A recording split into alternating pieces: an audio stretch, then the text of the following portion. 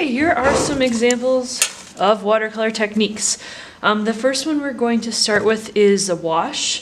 So you're always going to wet down your brush first, pick up some color on your watercolor palette, and for a wash, you do need a lot of water. A wash is really just to get some initial color down. It might be to do a large area in the background, and usually it can be fairly light. You can also build up color as you go, but you can see there's a lot of water and a lot of pigment here. And I'm just going to rinse my brush, kind of dab it on the paper towel. So this thin layer of pigment, again, it's really good for large areas. You can also do it with a pretty large brush. Our next one is wet on wet. So I'm going to take some water, activate this watercolor a little bit, put down some wet color. And wet on wet really just means that you are using wet paint on a wet surface. So I already have wet paint here. I can add watercolor to it. And this is one thing people really like about watercolor is you can get the colors to kind of bleed into each other. I can even drop in just plain water too to get these colors to spread. And you can see how the paint kind of moves around. Okay. The next one we're going to do is dry brush. So this is watercolor, so you still need your brush to be wet, but as I wet it down, I'm going to kind of squeeze the water out of my brush so I can get just some pigment and not a whole lot of water. So I'm pulling up some of this paint. So this is just dragged over completely dry paper. You can get very fine lines. Also, since there's not a lot of water, I can actually get some texture with this brush too as I go. So I'm not even going to take any more water right now, and I can kind of play around with it. So you can get very crisp, hard-edged lines with a dry brush. Our next one is lifting. So I'm going to put some paint down again. The nice thing with watercolor is it is a little bit forgiving if you make a mistake. So lifting can be used as part of your composition or to pull off some color if you did something wrong. So as I put some paint down here, I can use a sponge. This is a little bit damp. You can also use some rolled up paper towel or Kleenex. So this could be used in my composition. Let's say you wanted to make clouds in the sky. So as I'm just dabbing here, it's removing some of the color. But also, like if I thought, oh man, this is too dark, you can pull some of this off. And the more you pull, you can get a lot of it off. There'll still be a stain of color, but if you really made a mistake, you know, you could get quite a bit of it. And there you go. Or you can use it, again, like to lighten up different areas just by dabbing it. If you rub like this, it kind of depends on your paper. If you have a very heavy paper, it would probably be okay. But if you use cheaper thin paper, it'll start to kind of pill up and roll and might even go through the paper. So you just have to be a little careful with that. All right. So let's look at some of these other things you can add to your watercolor. I'm going to pick up some more paint here, so I'm just going to keep adding some water. Okay, so one of the materials we can do is adding salt. So salt actually attracts pigment. So as I sprinkle it on here,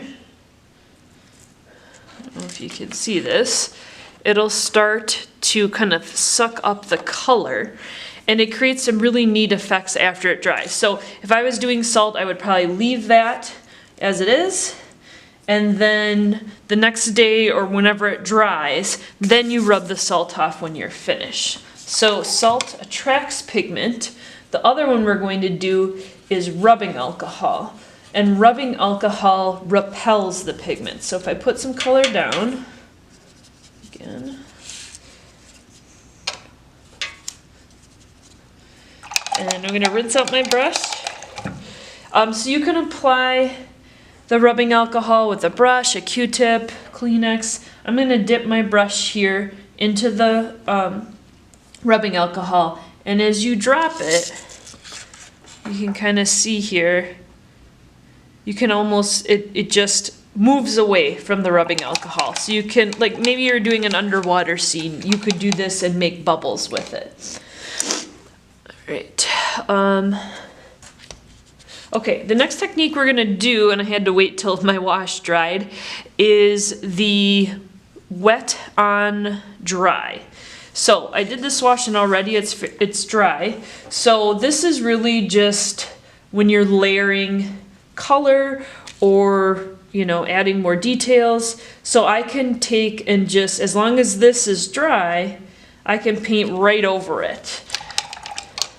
If I really added a lot of water, sometimes you can kind of pick up some of the background color too.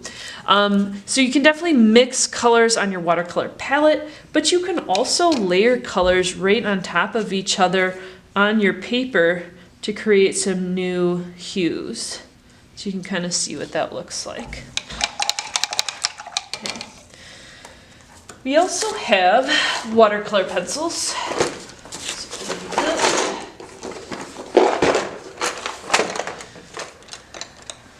So a watercolor pencil, that is not a watercolor pencil. Okay, here's one. These work, when you start with it, it works just like a regular colored pencil. It looks, you know, shades, draws lines, you can sharpen them. The difference is with these watercolor pencils, if I pick up my brush with just some water, it actually kind of dissolves the colored pencil and turns it into paint.